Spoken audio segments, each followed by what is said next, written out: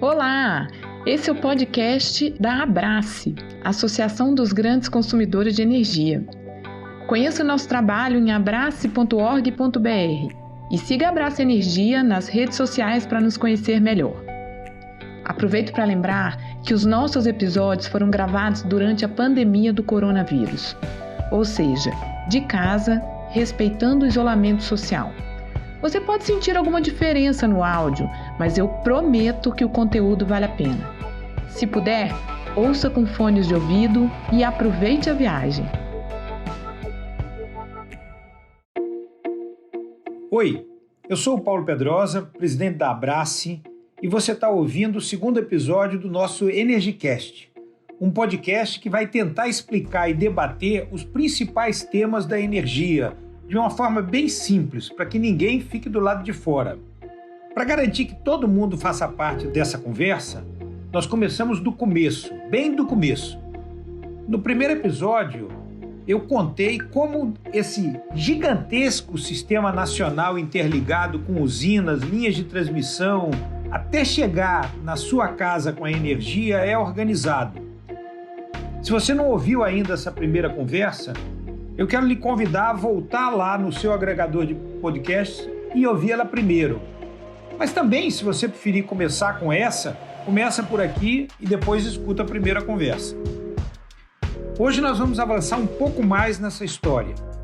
A meta é que quando todo mundo que terminar de assistir o podcast apertar o stop lá no final, saia entendendo por que nós, consumidores de energia, pagamos o que pagamos nas nossas contas. Vamos falar como é que o preço da energia se forma.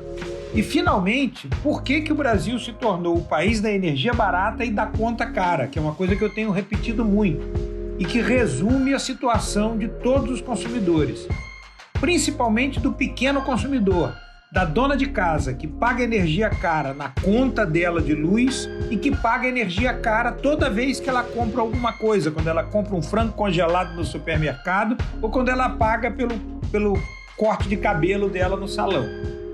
Nesse primeiro bloco, eu vou tentar te dar as peças do quebra-cabeça, para que você mesmo monte e veja por que as contas são tão caras no Brasil. E no segundo bloco, eu vou conversar com o Rui Altieri, presidente da Câmara de Comercialização de Energia Elétrica, a CCE. O Rui é uma das pessoas que mais entende de energia e de preço de energia no Brasil. E no terceiro bloco, meu colega da Abrace, Felipe Soares, vai desvendar alguns dos termos dessa sopa de letrinhas que virou o setor de energia. Vamos começar?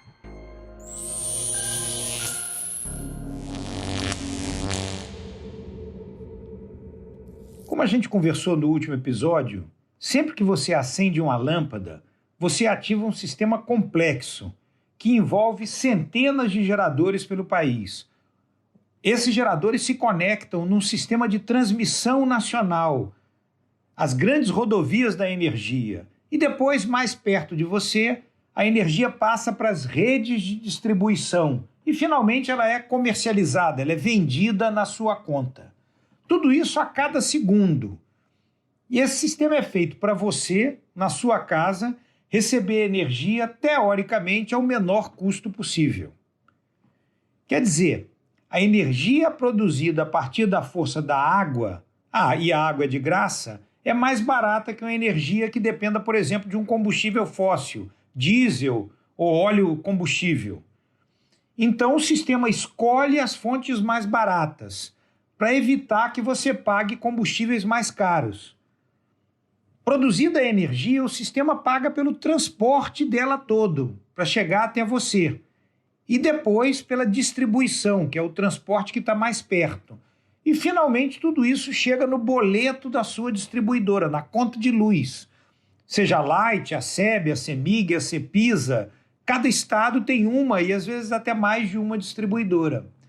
Então, é para essa empresa final, que tem uma logo na conta, que você paga o seu boleto. Mas, na verdade, naquele boleto está também toda a energia que ela comprou para lhe atender e tudo que ela pagou para a energia chegar até você. Eu imagino que você já desconfiasse que paga por tudo isso na sua conta. Mas tem mais ainda. você paga por serviços do sistema. Por exemplo, para estabilizar aquela sua energia, para ela chegar sempre certinha para você na voltagem certa. E também para quando não tem sol e um gerador solar não produzir energia, para que uma usina térmica, por exemplo, substitua aquela produção. Nos anos que chove pouco e os reservatórios das hidrelétricas estão mais baixos, o sistema tem que entregar para você uma energia usando mais, por exemplo, usinas térmicas. E esse justamente é um dos elementos que a ANEEL usa para definir a bandeira tarifária, isso que você conhece, é um adicional na sua conta, e a bandeira amarela, verde ou vermelha para mostrar para você como é que está o preço da energia que você vai pagar depois. Então o sistema garante a qualidade e a estabilidade dessa energia. Isso tem um custo. Por exemplo, se a voltagem varia muito, você pode queimar um equipamento na sua casa. Até faz sentido pagar por tudo isso que eu falei até agora. Mas entre a hidrelétrica e a tomada da sua casa, há muito mais do que supõe a nossa van eletricidade. Pode até parecer um discurso dramático, mas é que, ao longo do tempo, essa conta foi acumulando distorções, encargos, subsídios, coisas para atender grupos específicos. E tudo isso, essas bondades que foram feitas na sua conta de luz, já representam mais da metade do que você paga. É uma lista grande de pequenos aditivos. Um pouquinho aqui, um pouquinho ali, um subsídio para o carvão, um subsídio para o diesel da Amazônia, um pouquinho para os consumidores rurais, um pouquinho para estimular a geração solar, um pouco para ajudar as companhias de saneamento, e de grão em grão, essa galinha encheu o papo e a sua conta ficou caríssima. E é assim, com esses vários pezinhos se somando, se chegou a um peso enorme, que a gente chama de o peso da luz. Ele cresce, mas cresce tanto que chega a 100 bilhões de reais em um ano para o Brasil inteiro. Um orçamento gigante que esconde ineficiências de um mercado protegido e de um monopólio que não está sendo capaz de lhe entregar a energia ao custo que você precisa para usar na sua casa ou para produzir. Os brasileiros começaram hoje a pagar mais caro pela conta de luz. O setor elétrico já está em alerta por causa do baixo nível dos reservatórios. Mas não é só ela que vai pagar mais caro. Quase R$ 1,5 bilhão de reais vai sair direto do bolso do consumidor na conta de luz. A Agência Nacional de Energia Elétrica aprovou hoje audiência pública para revisar o orçamento da Conta de Desenvolvimento Energético, um fundo que serve para custear o setor. E por que essa conta ficou tão alta? Porque é muito difícil não pagar a conta de energia. Não tem outro produto que substitua a energia. Não existe um mercado paralelo, uma energia pirata que você compra num camelô porque está sem dinheiro para comprar a energia original, digamos assim. Na energia não pode acontecer com o que acontece com o mercado de cigarro. Se eu quero um equipamento novo, um microfone, uma coisa assim, eu posso ir numa feira e comprar outro. Posso comprar um alternativo, posso comprar um importado, posso comprar um nacional. No caso da energia elétrica não é assim, você está preso na conta da sua distribuidora e você tem que pagar aquela conta. Essa falta de concorrência permite que a conta de energia acumule um valor absurdo, porque você não tem como fugir dela. O boleto é obrigatório e terminou virando um veículo para colocar muito imposto, muito subsídio e muita distorção. As empresas de energia são as maiores arrecadadoras na maioria dos estados do Brasil. Até o gato, pelo roubo de energia na sua rua, você paga na sua conta e não tem como dizer que não quer pagar.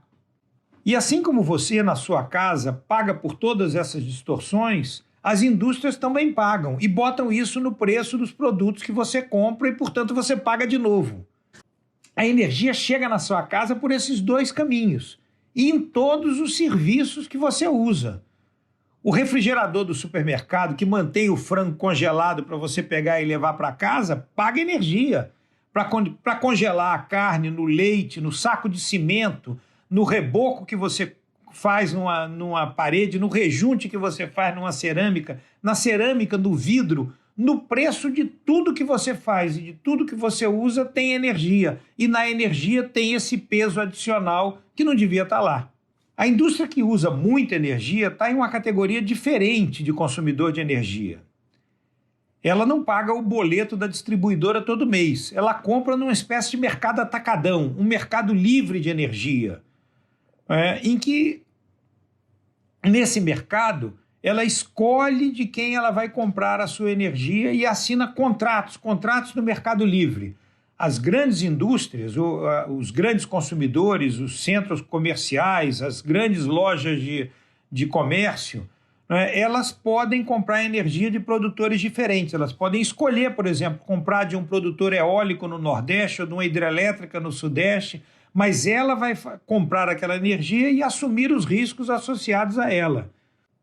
Aquele imposto, encargo e subsídio, ela também paga. Já é pesado para o consumidor comum, mas é também muito pesado para o consumidor industrial. Porque como eles usam muita energia, essa conta ganha muitos zeros à direita. E é determinante na ponta quando compramos qualquer coisa. Segundo o levantamento nosso da Abrace, 2/3 do que um brasileiro comum paga em energia todo mês, mais de 2/3, está escondido nos produtos e serviços. Não é a conta que ele paga para a distribuidora local. Como eu já falei com vocês, é um programa de computador que define o preço da energia. São modelos matemáticos, funções muito complexas. E dá para ir muito longe nesse assunto. A partir de agora, a gente segue essa viagem acompanhado de alguém que entende disso tudo, o Rui Altieri, presidente da Câmara de Comercialização de Energia Elétrica, a CCE. Ele topou bater um papo com a gente sobre formação de preços. A ideia é mergulhar fundo nesse assunto. E aí, se você ainda tiver alguma dúvida, fique à vontade para continuar a conversa conosco nas redes sociais da Abrace.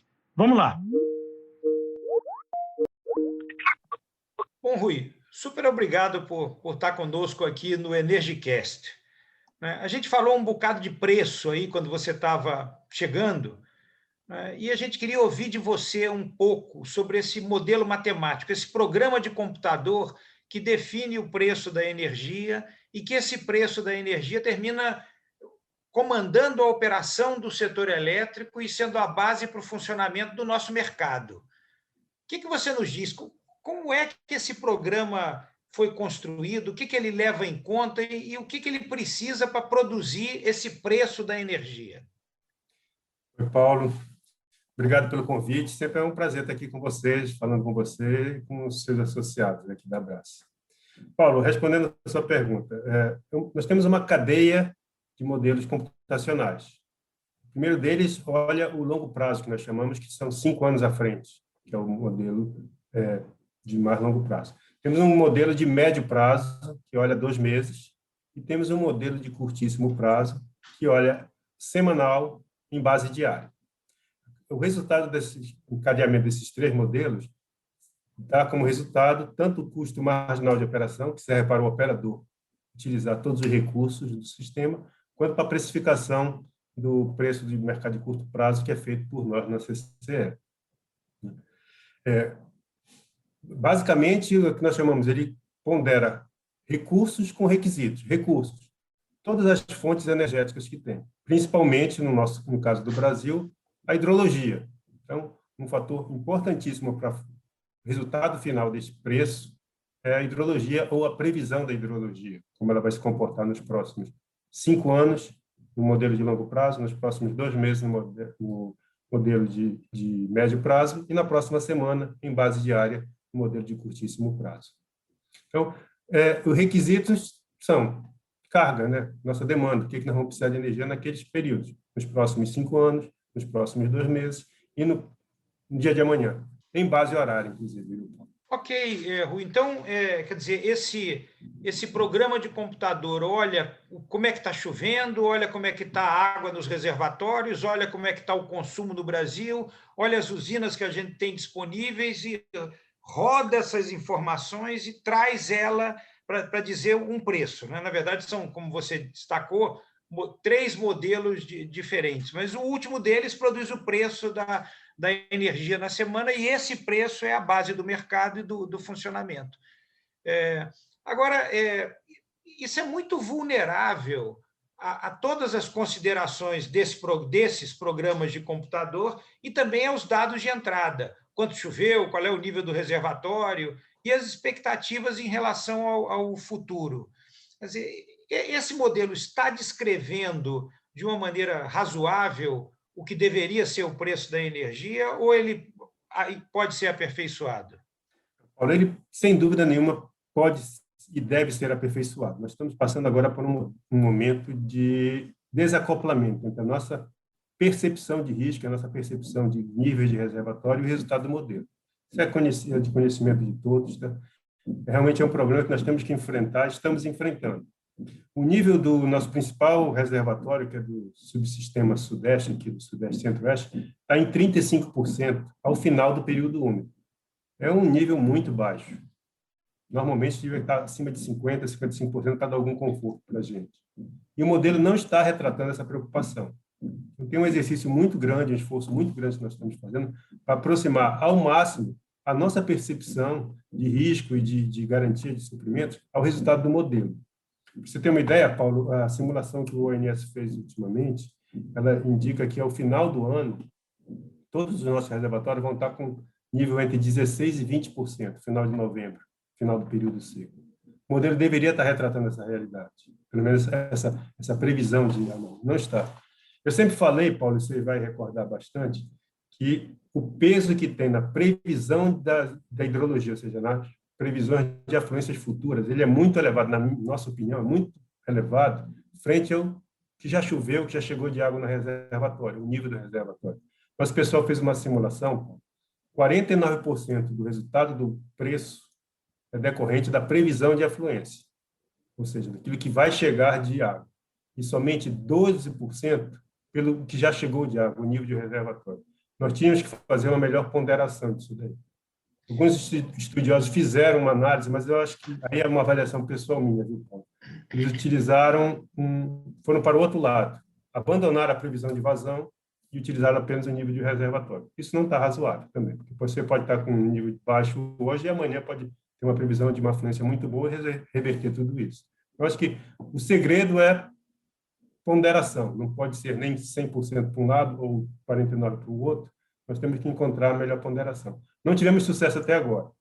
Tem uma comissão, você conhece bem a CEPAMP, que é coordenada pelo Ministério de Minas e Energia, que tem uma série de iniciativas de curto e médio prazo para melhorar essa aproximação da percepção de risco, não só do operador, nossa, sua, todos nós estamos acompanhando a hidrologia, desde 2013 tem sido muito desfavorável.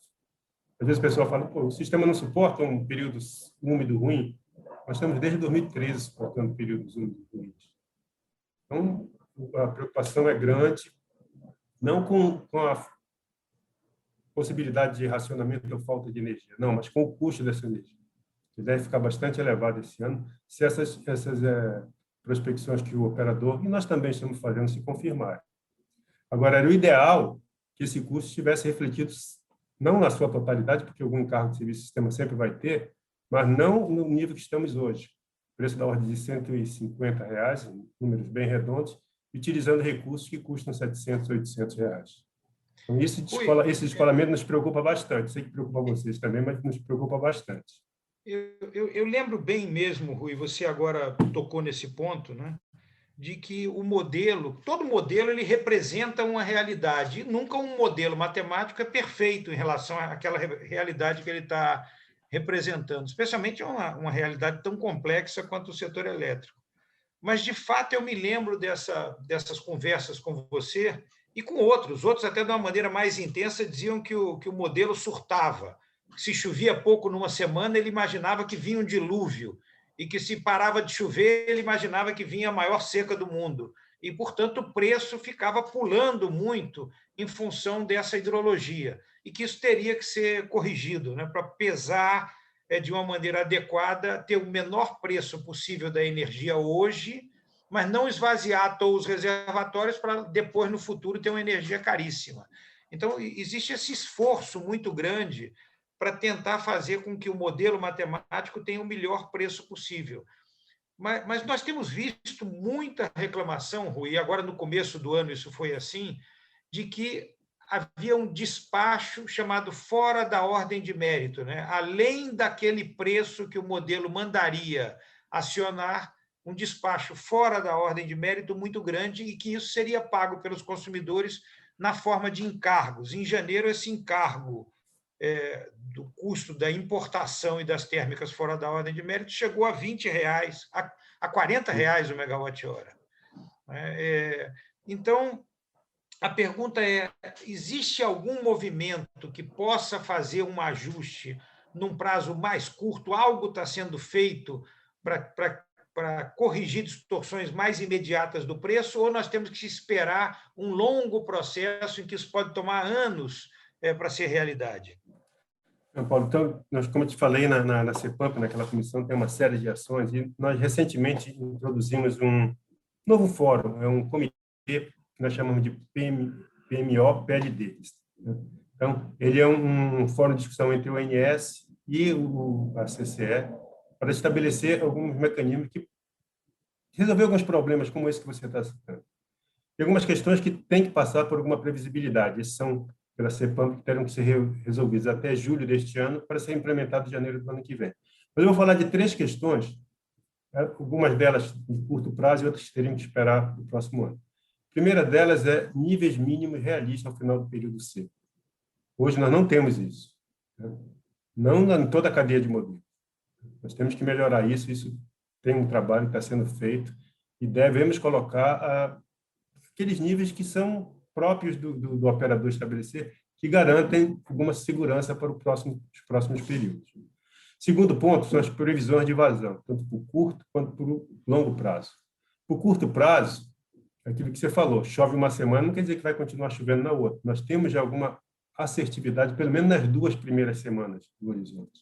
Nós poderíamos usar em todos os sistemas uma metodologia que nós chamamos de chuva-vazão, quanto vai chover e como transformar essa chuva em vazão. Mas ela só é utilizada hoje para a primeira semana. A partir da segunda semana, se utiliza o histórico de vazões, que no nosso caso é de 90 anos. Aí, Paulo, você acredita que em 1940 o pessoal estava fazendo medições de vazão em todas as bacias de maneira assertiva? Claro que não, né? Claro que não. Então, nosso histórico é muito bom, mas eu tenho dúvida se ele é realista. E o histórico não significa que as coisas continuem com regularidade. Com todos esses fenômenos de aquecimento global, quer dizer, você olhar a chuva da década de 50 e usar ela como projetar o que vai acontecer agora pode não corresponder à realidade. Além disso, não é, Rui? A gente tem tido muita retirada de água de rios, especialmente do São Francisco, para irrigação. Isso também afeta a produção de energia. A condição do solo é diferente, né? Hoje a condição do solo do ano 2000 é totalmente diferente da de 1940, 1950. Isso afeta. Claro. Nenhuma. E o terceiro ponto, Paulo, e já temos conversado inclusive com você, estabelecer uma taxa de desconto mais aderente à nossa realidade. Nós temos com essa taxa de desconto desde o ano de 2003 ou 2004, se eu não me engano, e a realidade hoje mudou. Tem uma série de propostas para alterar essa taxa de desconto. Isso sim pode ser feito no curto prazo. Isso dá algum resultado? Dá algum resultado. Resolve todos os nossos problemas? Certamente não, mas aproxima mais ainda o preço da necessidade de utilização de recursos que são mais caros.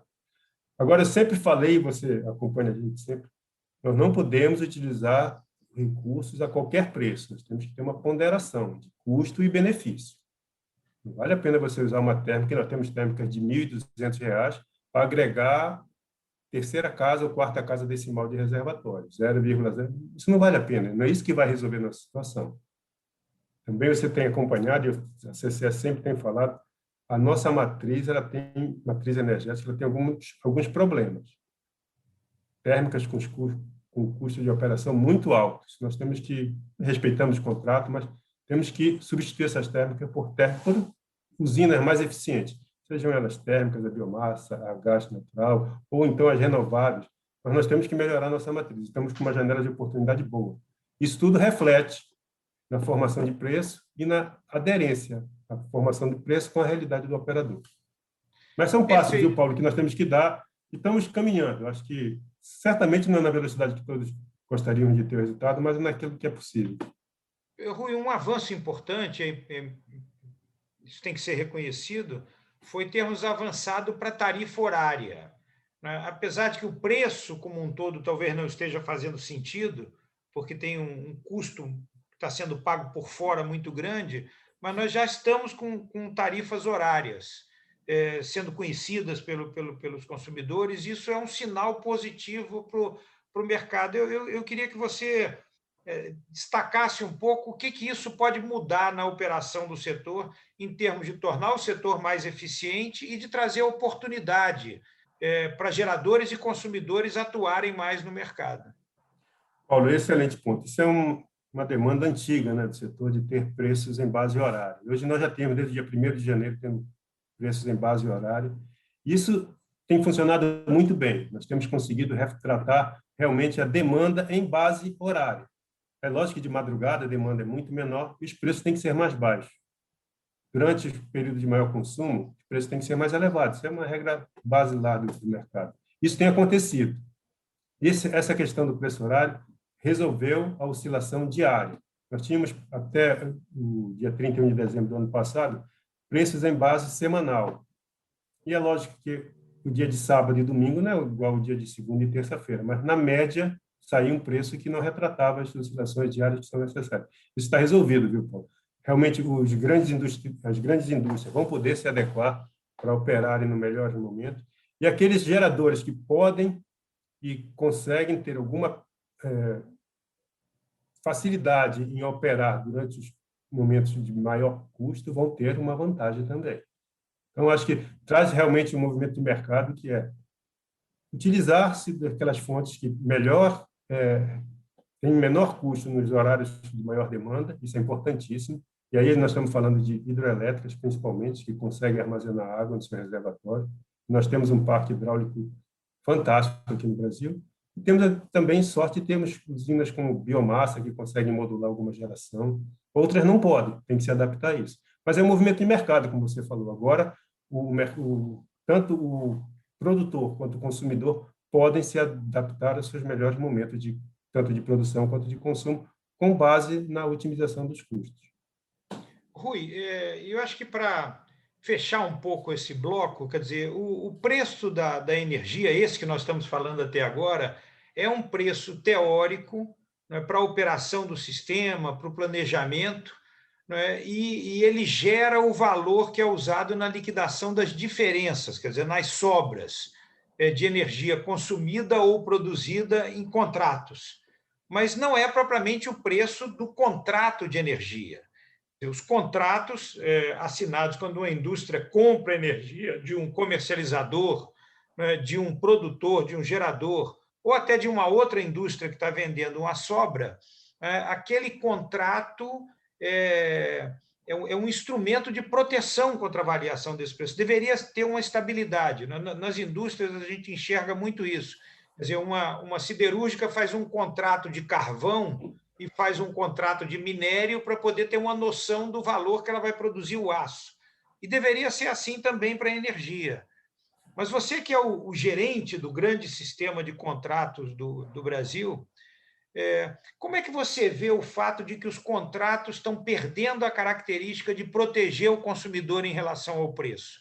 Quer dizer, o consumidor assina um contrato de 5 anos, se programa para produzir e vender o seu produto com base naquele preço que ele contratou, mas depois ele recebe para pagar aí na CCE uma conta de encargos gigantescos, seja do encargo do ISS ou seja de políticas de governo, como, por exemplo, a CDE, né, que a cada medida provisória no que passa pelo Congresso se pendura mais R$1 bilhão por ano na CDE que os consumidores pagam. Então, assim, será que é importante resgatar a característica do contrato como instrumento de proteção contra a variação de preço e como instrumento de incentivo aos investimentos? Será que nós temos um mercado que está sendo deformado porque o contrato não protege? Paulo, tudo aquilo que nós falamos no início da nossa conversa reflete nisso. O contrato deveria e deve ser, né, o melhor mecanismo para defender das oscilações naturais do preço, que elas têm que oscilar. O preço ao longo dos anos tem que variar e vão variar bastante. Mas o contrato teria que dar essa estabilidade. Nós temos problemas. Eu não vou falar aqui de políticas públicas, porque não é nossa área de atuação, mas na questão do encargo de serviço de sistema, que são cobrados mensalmente, nós temos que atuar e temos que atuar com urgência nisso para resgatar realmente o principal papel dos contratos de médio e longo prazo. Contratos de curto prazo, você sabe muito bem, são baseados no PLD, mas ninguém vive de contrato de curto prazo. Uma indústria do porte dos seus associados aqui são contratos de longo prazo, porque tem um negócio que tem que perdurar por décadas. Você não vai fazer um contrato de 3 ou 4 meses, você faz um contrato de 3 ou 4 anos para se proteger disso. Isso tem que dar essa segurança. E não é só para o consumidor, isso também dá uma segurança enorme para o produtor, porque ele consegue viabilizar seus investimentos no longo prazo. E é lamentável, né? Seria lamentável um produtor vender uma energia por um preço que não retrata a realidade do momento. Então, tanto o comprador quanto o vendedor procuram estabelecer contratos que reflitam a remuneração justa para o investimento e a manutenção do negócio dos compradores. Isso tem sofrido alguma deformação? Sim, tem sofrido alguma deformação. Nós temos que atuar nesses campos que nós falamos, previsões de vazões, níveis de reservatórios mais realistas, para estabilizar essa questão e dar segurança para o comprador e para o vendedor, e que nós teremos uma aderência muito grande entre o preço do contrato, o preço do mercado de curto prazo e encargo de serviço de sistema. Encargo de serviço de sistema, como te falei rapidamente, sempre vão ocorrer, porque emergências ocorrem no sistema. Mas, ano passado, nós estávamos com um carro da ordem de R$ 1 ou R$ 2 por mês, por cada megawatt-hora, e todo mundo achava isso natural, e era natural mesmo, porque emergências ocorrem, que não pode acontecer a R$ 35 a R$ 40. Nós temos vários exemplos, viu, Paulo? Eu recebo muitas ligações de empresários, de grandes consumidores. Estou com um contrato até sobrando, deveria receber algum recurso de sobra de energia, porque reduziu um pouquinho minha produção. Mas, Rui, você me apresenta no final do mês uma conta de não sei quantos milhões de reais. É lamentável isso. Nós temos que trabalhar para resolver essa questão. Essa conta não pode ser desse montante. De novo, encargos de sistema vão ter de existir e existirão sempre, mas não nesse patamar que nós temos. Temos que combater isso. Eu tenho convicção, viu, Paulo, que no curto prazo nós vamos ter algumas notícias boas sobre a redução desse despacho fora da ordem de mérito. De novo, vou falar algumas palavras. Ele tem que ser aderente às preocupações de todos nós com o nível de reservatório. Não pode ser despacho de térmica a qualquer custo, porque tem que ter a ponderação de custo e benefício, e tem que se evitar ao máximo a utilização desse recurso. Ele tem que ser usado em momentos extremos. Nós temos utilizado desde outubro do ano passado de maneira intensa. Isso não é razoável, não, Paulo. Você tem toda a razão. Está havendo uma deformação na importância dos contratos no Brasil. Claro, Rui. E quem assina contratos deve gerenciar esse risco, né? Senão você termina estimulando um comportamento de quem vende um contrato de longo prazo, confiando que vai sempre poder comprar contratos de curto prazo baratos para honrar a venda que fez, na medida em que o risco da subida do preço termina não se materializando, porque o consumidor paga por fora para os reservatórios se encherem portanto, amortece aquele tsunami de preços altos que poderia vir pagando por fora. Eu acho que essa é uma discussão importante. Eu queria só concluir olhando para um futuro que hoje parece um pouco distante, mas em muitos países do mundo o mercado funciona, como outros mercados, pelas decisões de compra e venda de quem produz e de quem consome. Quer dizer, não é um modelo matemático que diz qual é o preço da energia. É um sistema em que os vendedores e compradores se encontram no mercado para decidir isso, apresentando muitas vezes na véspera de cada dia as suas disposições para produzir, para consumir e a que preço. E então o sistema traz uma informação que agrega toda essa expectativa de produtor e de consumidor num preço que não é um resultado de um programa de computador, mas é um resultado real das expectativas do mercado. Até que ponto a gente consegue melhorar o modelo atual de computador para que ele se aproxime à realidade e em que ponto será melhor saltar para um modelo em que o preço seja formado pela própria realidade? Paulo, Nós conhecemos, né, duas metodologias de calcular o preço. Uma delas nós já falamos, são por modelos computacionais, modelos matemáticos, que é o que é utilizado aqui no Brasil. Outra é essa que você acabou de falar, que nós chamamos de preço por oferta. Sempre existiu, e aqui no Brasil, uma certa torcida por preço por modelo, preço por oferta, mas na nossa avaliação na CCE nunca foi feito um estudo assim bem embasado, com bastante respaldo acadêmico, para determinar quais são os pontos positivos de uma metodologia, quais são os pontos negativos desta mesma metodologia e da outra, e fazer uma comparação com a nossa realidade. Você falou em vários lugares do mundo, preço por oferta funciona muito bem, mas são características diferentes do Brasil. Quais são as características do nosso mercado que têm que ser adaptadas para isso? Fazer uma avaliação. Sempre ter o nosso amigo, né, o Luiz Barroso, sempre fala o exemplo do México.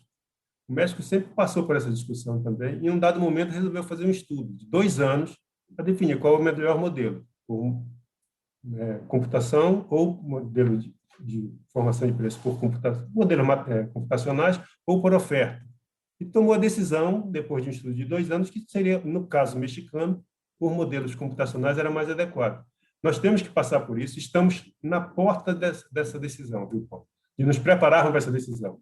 Nós, na CCE, estamos participando de 2 projetos de pesquisa e desenvolvimento que vai fazer isso que nós falamos agora há pouco. E também a CCE se candidatou e foi escolhida para estabelecer um estudo para ver qual a melhor metodologia para cálculo do preço no Brasil, um financiamento a fundo perdido pelo Banco Mundial, que deve começar ainda no primeiro semestre, duração de 2 anos. Vamos contratar organismos nacionais e internacionais para fazer esse estudo. E, ao final desse período, vamos ter que tomar a melhor decisão, ofertar para o poder concedente, para o regulador, para o operador, para o planejador e para todo o mercado, na nossa visão, qual a melhor metodologia se adapta ao nosso sistema, que não é igual a nenhum sistema do mundo. Nós temos as nossas características, temos as nossas vantagens, temos as nossas desvantagens. Tem alguns pontos de preocupações que têm que ser superados, mas, para ser bem objetivo, esse estudo nunca foi feito. Toda vez que se está insatisfeito, e nesse momento nós estamos insatisfeitos com precificação por modelo, nós começamos e se fosse por oferta? Vamos estudar se fosse por oferta, como é que o mercado se comportaria agora. Dá certo em vários lugares do mundo? Dá certo, mas também tem pontos de atenção que tem que ser levado em conta para trazer isso para a nossa característica.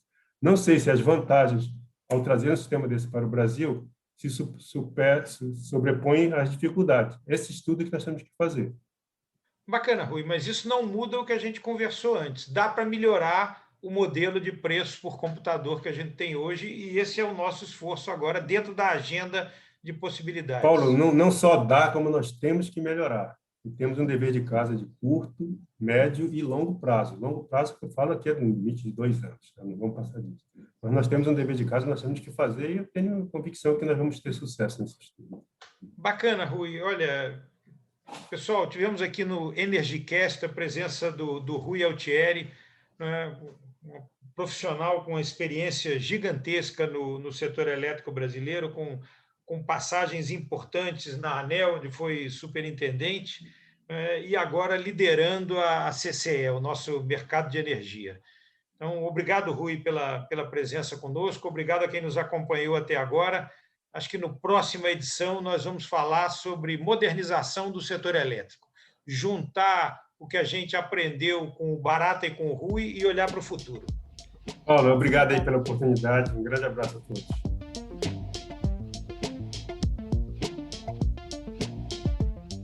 Olá, eu sou Felipe Soares, diretor técnico da Abrace. E começa agora o nosso quadro Sopa de Letrinhas. Na semana passada, como era o nosso primeiro encontro, eu peguei leve. Desvendamos a sigla ANEEL, ONS, CCE e, claro, Abrace, como não poderia faltar. Como eu prometi que o jogo ficaria mais difícil, hoje vou colocar temperos mais fortes na nossa sopa de letrinhas. Tudo dentro do assunto do dia, preço. Você saberia me dizer, por exemplo, o que é PLD horário? O preço de liquidação das diferenças é um valor de referência usado pela CCE, que agora você já sabe que é a Câmara de Comercialização de Energia Elétrica. É um valor que precifica a diferença entre o montante formalizado nos contratos do setor elétrico e o consumo real de energia. Calma, eu posso explicar melhor. No Mercado Livre, os consumidores fazem contratos para receber energia. Quando esses consumidores usam mais energia do que previram no contrato, eles devem pagar essa diferença. O PLD define esse valor. Como o Rui disse na entrevista, desde janeiro esse preço é calculado por hora. Ufa, precisei de uma explicação um pouco mais longa para dar conta dessa. Então agora vamos para um bate-bola, jogo rápido com um tema presente no nosso dia a dia e na nossa conta, os encargos e subsídios. Preparado? ESS são encargos de serviços do sistema. CDE é Conta de Desenvolvimento Energético. Essa é pesada. Dentro dela tem a CCC, que é a Conta de Consumo de Combustíveis Fósseis. Também tem a TUST, que é a Tarifa de Uso do Sistema de Transmissão. E hoje vamos terminar com a TSEE, ou seja, Tarifa Social de Energia Elétrica. Você conhecia todas essas siglas? Ou sabia o que elas queriam dizer? Depois conta lá nas redes sociais da Abrace como você está saindo. Hoje avançamos mais um nível no jogo, mas a nossa sopa de letrinhas ainda não está pronta. Até a próxima!